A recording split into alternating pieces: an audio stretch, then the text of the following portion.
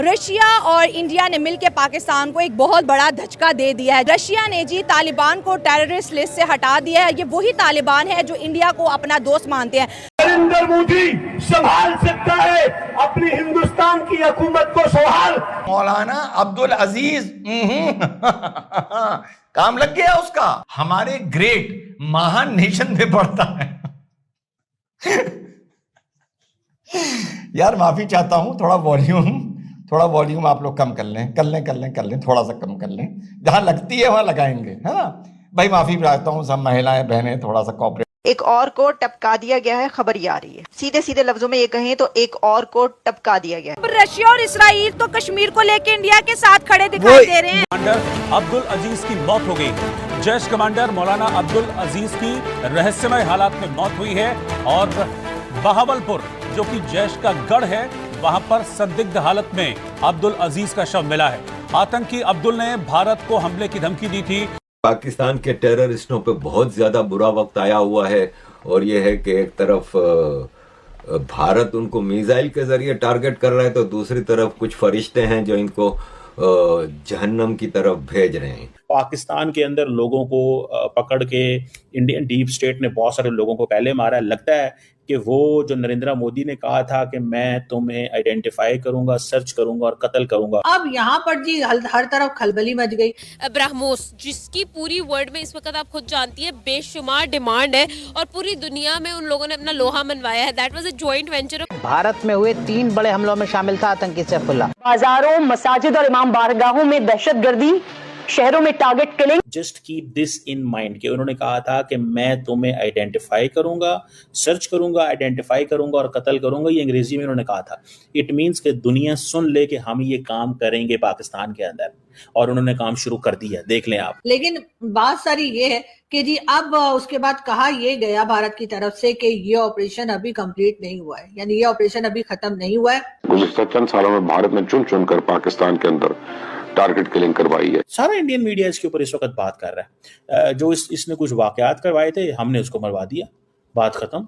जाओ जिसने जो करना कर लो, जाओ जिससे जो होता है वो कर ले, जाओ जिससे जो होता है वो कर लो, वो कहते हैं और कुछ भी नहीं बोल सकते। You can't say anything to it. मैं आपको मसले की बात बताऊं, कुछ भी नहीं कर सकते।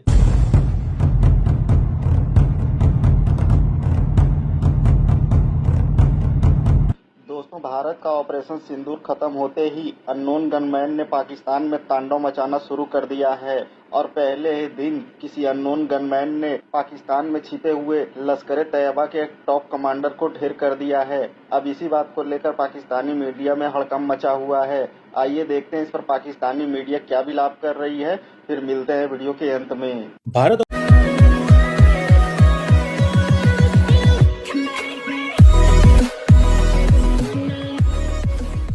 नमस्कार दोस्तों, अब यहाँ पर बात ये हो रही है कि भारत को जो धमकी दे रहा है ना, वो 2-4 दिनों में बहत्तर हुरों के पास पहुँच जाता है, बहुत ही आराम से, बहुत ही आसानी से।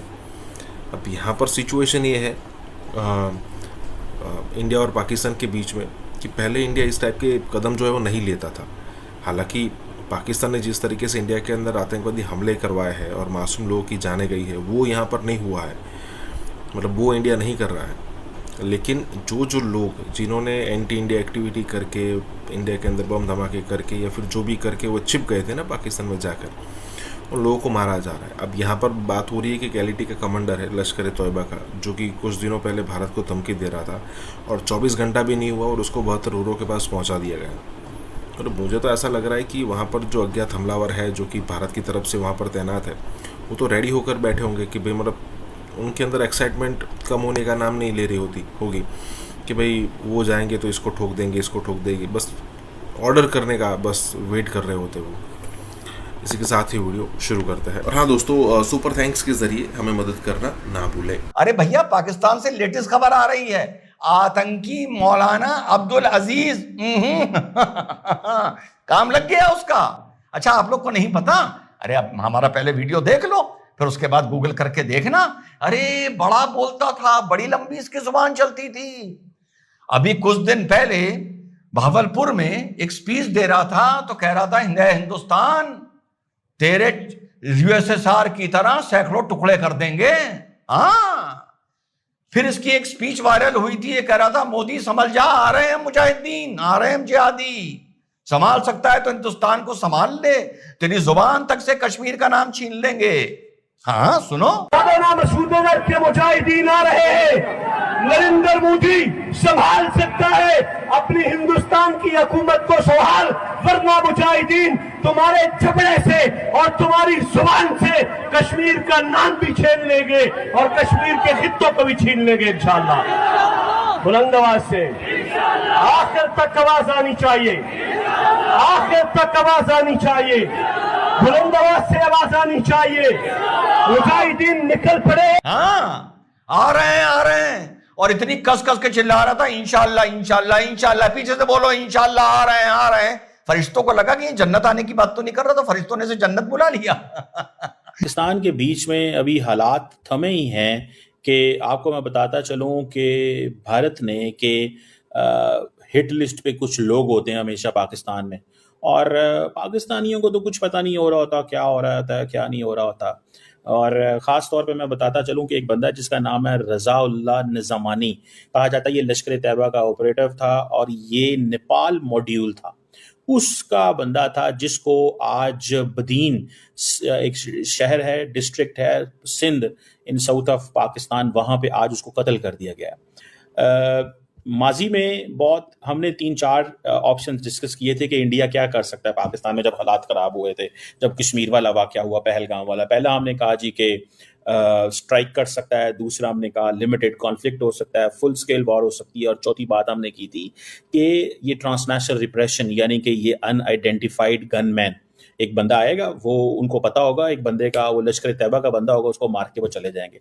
सो इंडिया इस चीज़ में महारत रखते हैं, इंडिया का एक पूरे का पूरा नेटवर्क मौजूद है, और उस नेटवर्क को इंडियन डीप स्टेट जो है वो बड़े केयरफुली देखती है, क्योंकि पाकिस्तान कनाडा नहीं है, पाकिस्तान अमेरिका नहीं है, पाकिस्तान कुछ नहीं कर सकता।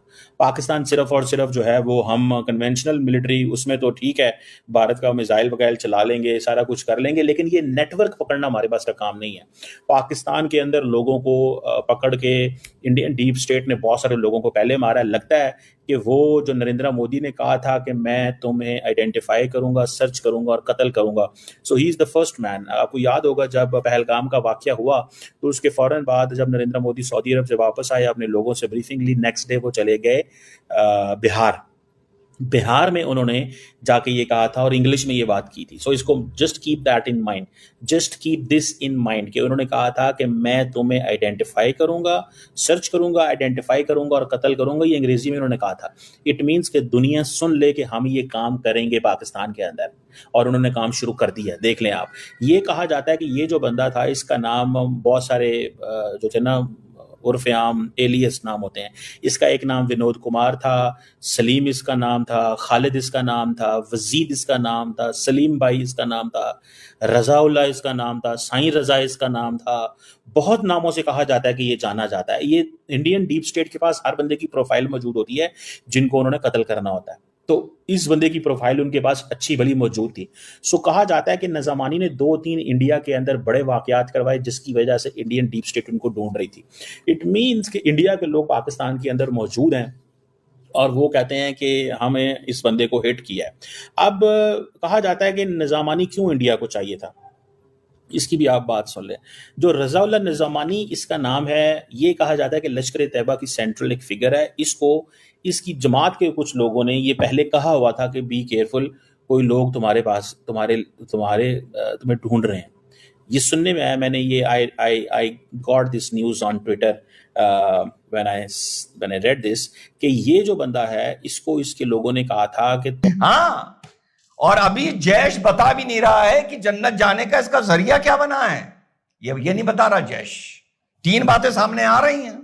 एक तो ये आ रही है कि भैया ऐसा है कि डर और दहशत से मर गया।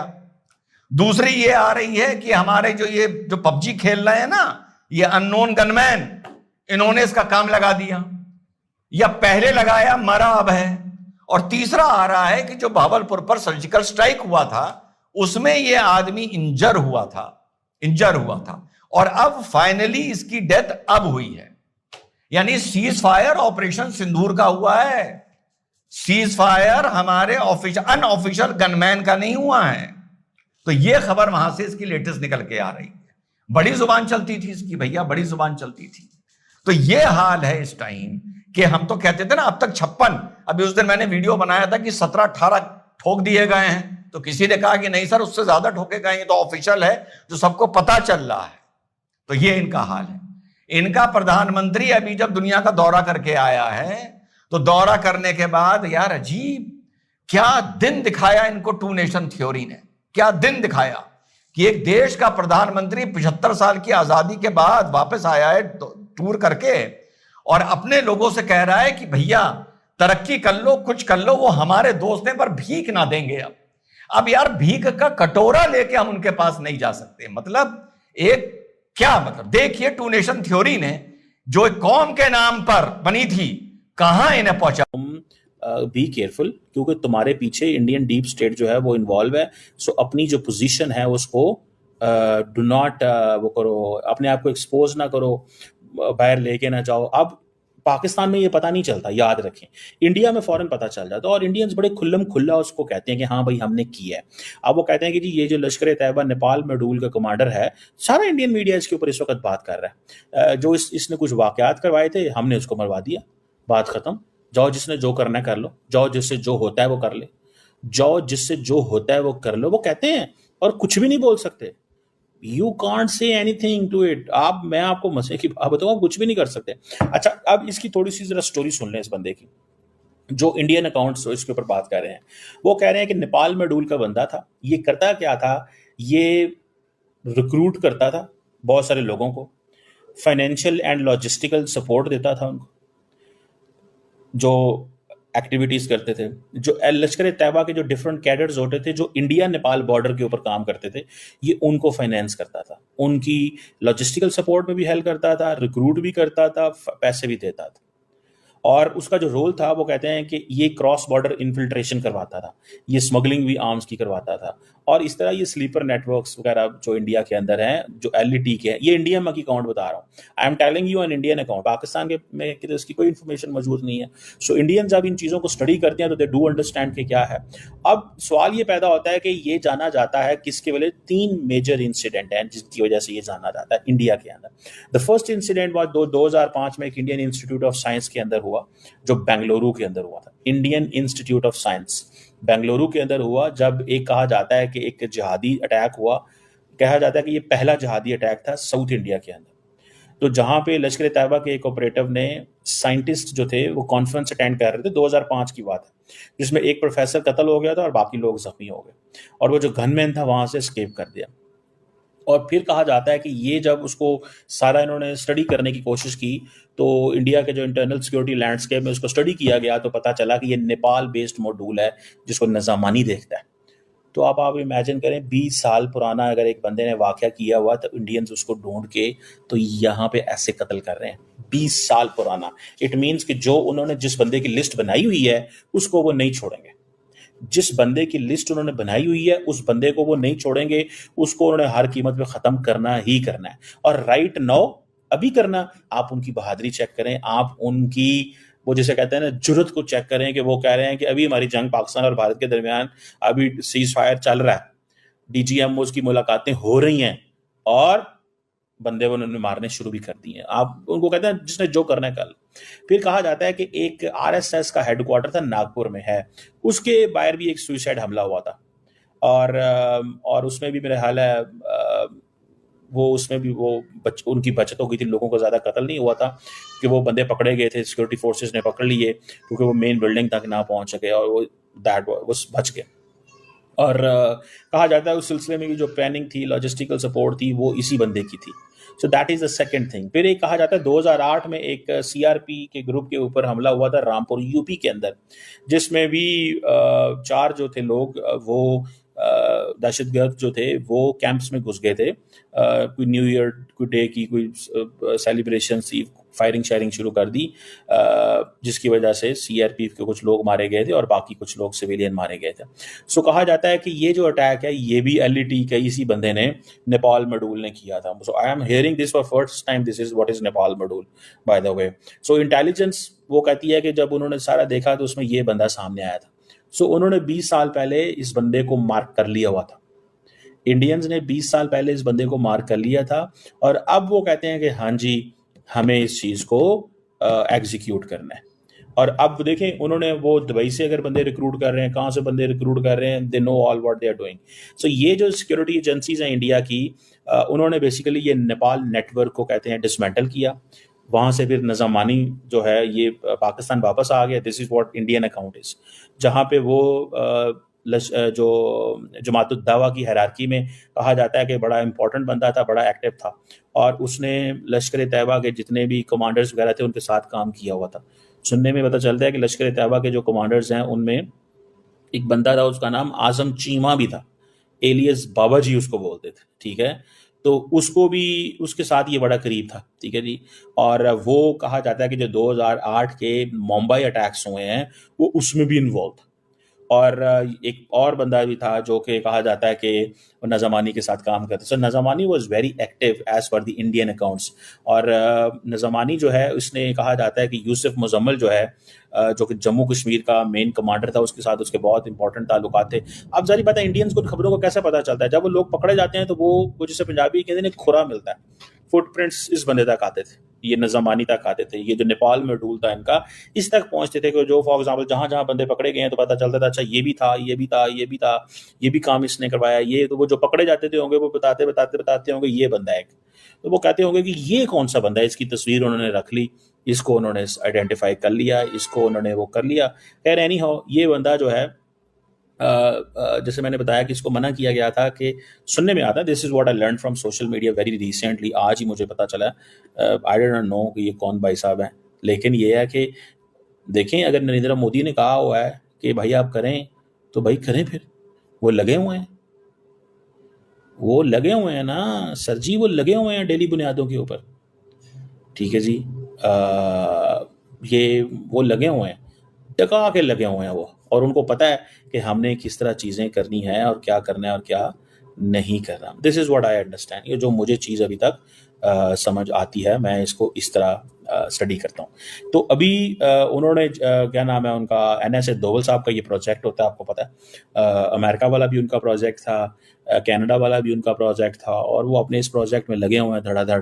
और कहा यह जाता है कि इस बंदे को, नज़ामानी को, इंडियन अकाउंट्स ये कहते हैं कि ये साउथ के अंदर, यानी कि जो सिंध के इलाके हैं वहाँ पे इसको बहुत ज़्यादा फ्रीडम थी, ये लोगों को रिक्रूट करता था, ये चीज़ें करता था और उनको LET का हिस्सा बनाता था।